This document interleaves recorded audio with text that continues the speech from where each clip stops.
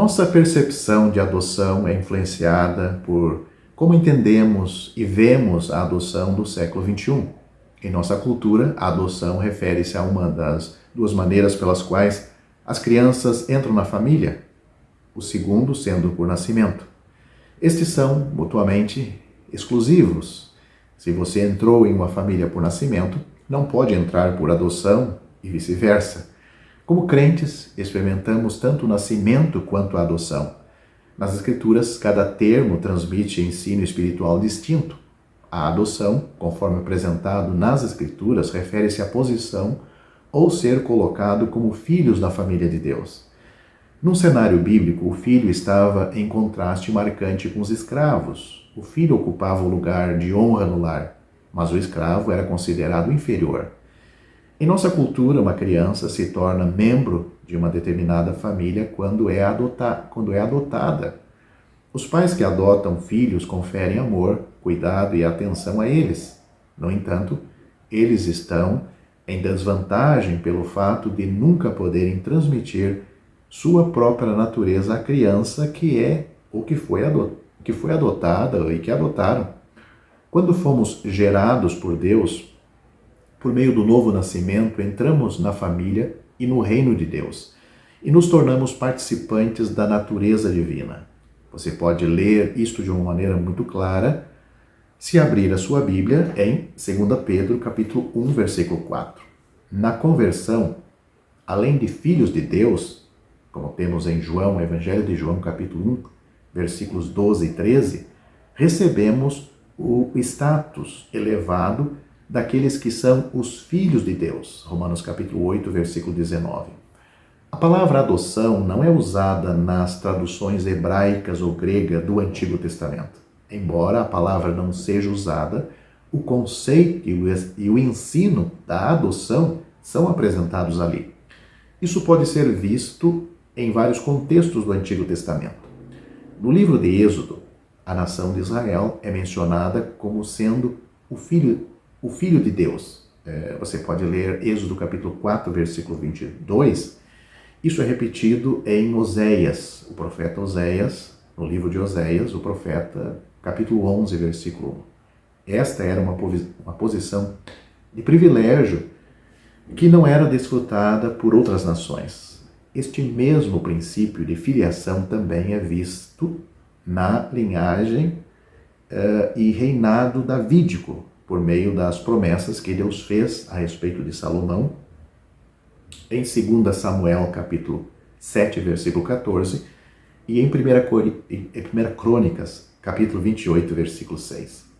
Em outras partes do Antigo Testamento, temos indivíduos que foram adotados pessoalmente. Parece ser o caso de Moisés, Êxodo capítulo 2, versículo 10, e de Esther, capítulo 2, versículo 7. Se fossem legalmente adotados, teriam sido de acordo com as perspectivas leis do Egito e da Pérsia. A palavra grega para adoção significa colocar como filho e é usada apenas por Paulo no Novo Testamento.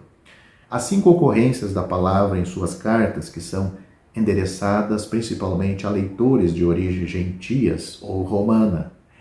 Essas 5 referências são Romanos capítulo 8, versículo 15, versículo 23, capítulo 9, versículo 4, Gálatas capítulo 4, versículo 5, Efésios capítulo 1, versículo 5. Portanto, temos aí as 5 referências.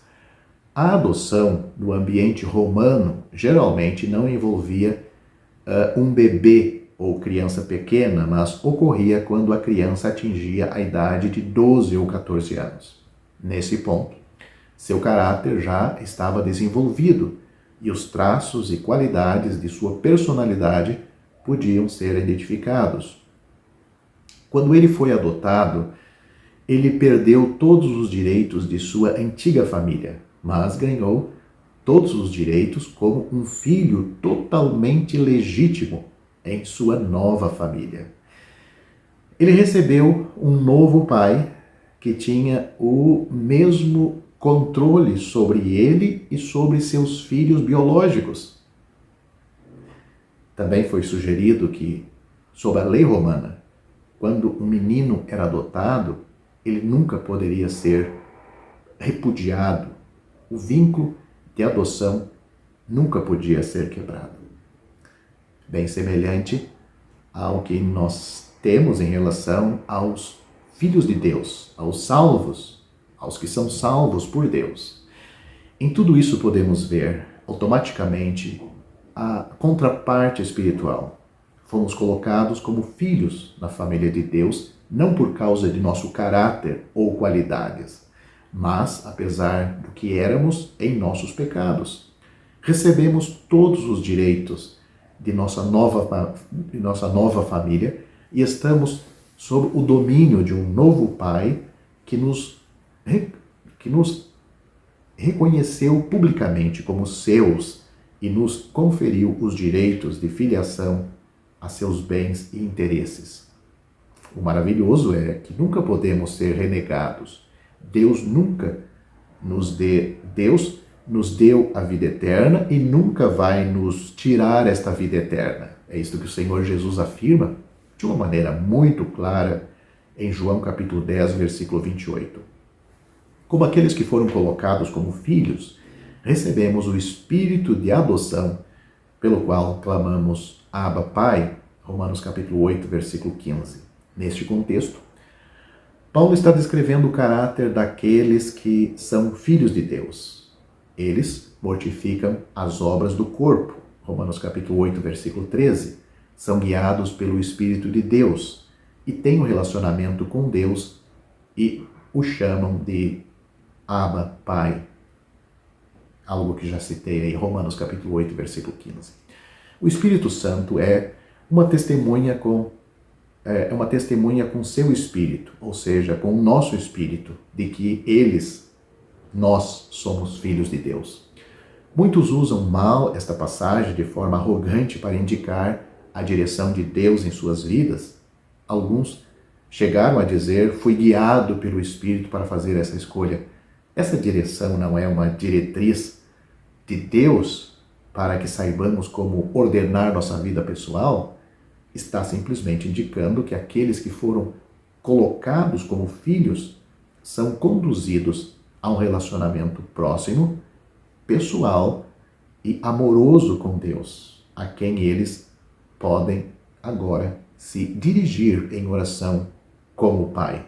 Não devemos dizer o que a Bíblia não diz e devemos ter cuidado quando lemos uma passagem assim e quando outros estão dando ideias sobre aquela passagem que não está ali e até mesmo contraria outras passagens das Escrituras.